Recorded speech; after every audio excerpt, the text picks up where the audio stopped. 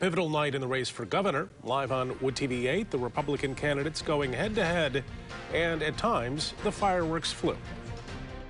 Well, they should answer the question. Well, I don't have a mechanism to redirect just ask them. Did they think it was stolen? When I walked out of a meeting with the DeVosses and other business leaders, Garrett was ushered in after me, so I would guess he would have to explain why he would sit down with them if he thought so poorly of them. You are really doing your role as an establishment politician because she's lying. The candidates went on the record answering your questions about abortion, guns, and the 2020 election just 27 days before the primary.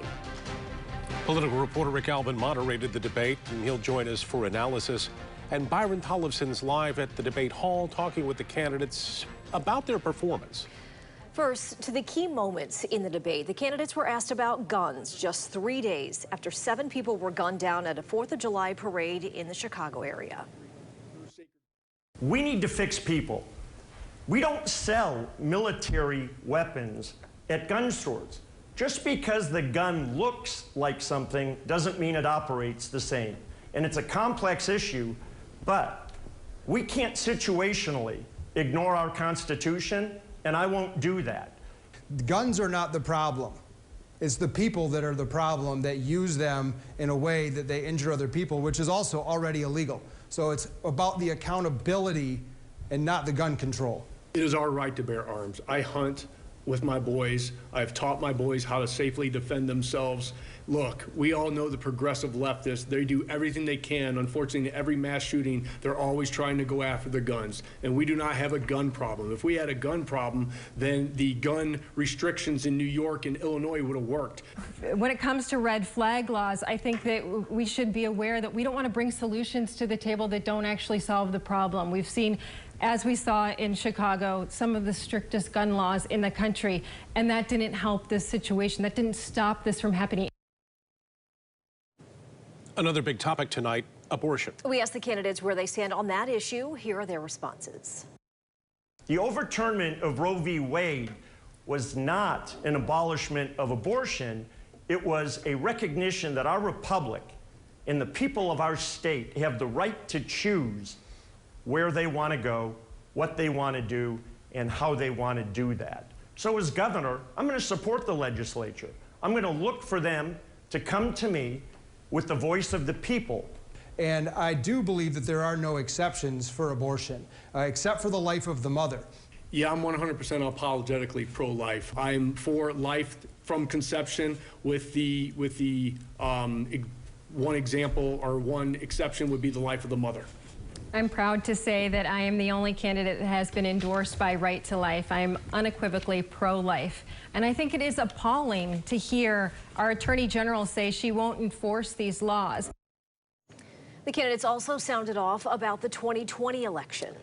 Rick Albin asked each one to say yes or no. Do they believe the election was stolen? Yes, the 2020 election in the state of Michigan was fraudulent, and it was stolen from President Trump. Yes, just like Mr. Kelly said, you know, they turned our elections here in the state of Michigan like New York and California overnight. Well, we have to question what happens in an election when the Secretary of State changes the rules right before the election. Yeah, there's no question that there was fraud. There's no question that 2,000 Mules shows us how it was done.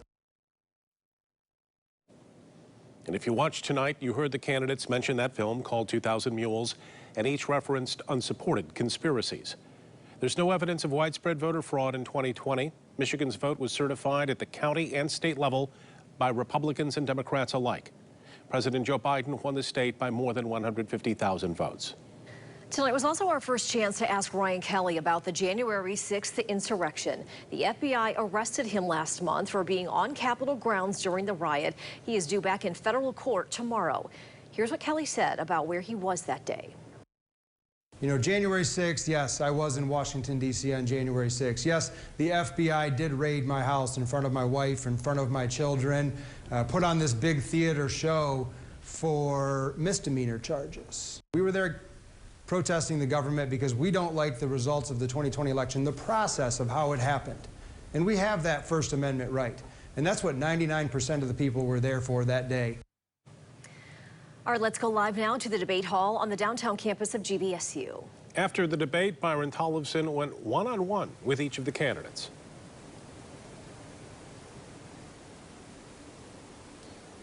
From tonight's debate, Ryan Kelly returns to federal court tomorrow on charges related to his role in the January 6th Capitol riot. After the debate, I asked him about his reaction to those charges, plus the FBI accusing him of directing supporters toward entering the Capitol building.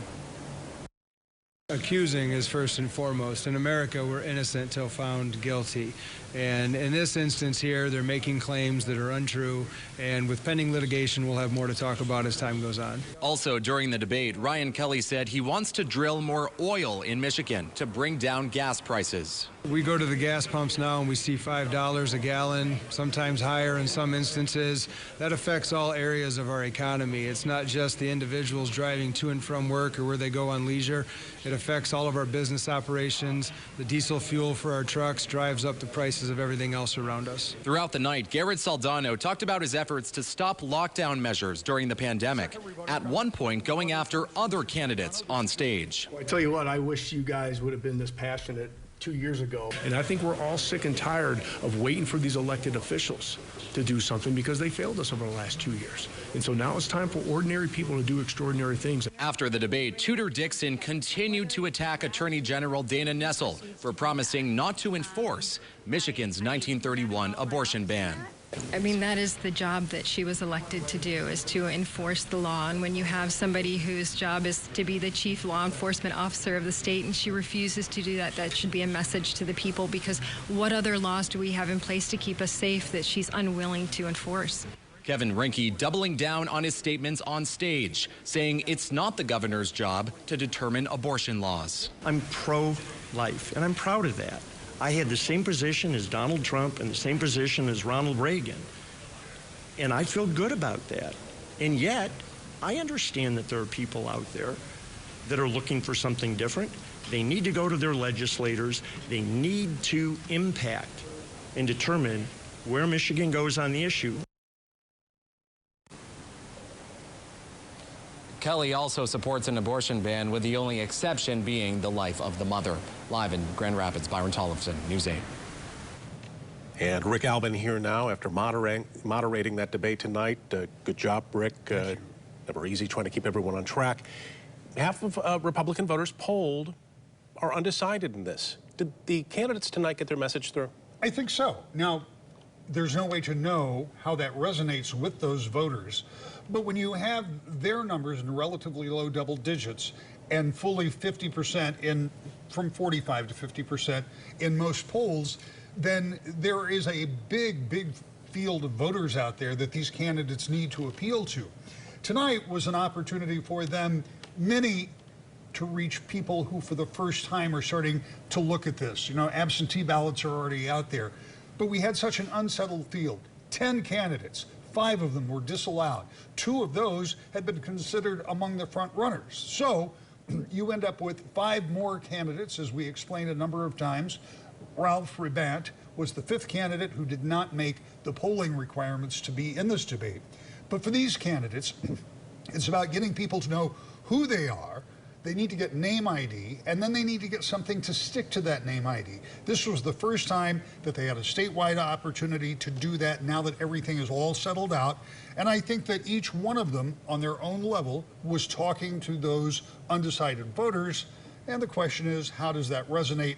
And those are the things you find out on election night. Well, in this case, it'll be the next day because it's going to take a long time to come to the votes. Yeah. Any surprises, anything unexpected tonight? You know, I talked a little bit about it. I'm always a little surprised that the conversation about the 2020 election continues as it does, but I didn't really see any surprises. What I did see were 4 candidates who came with an obvious message.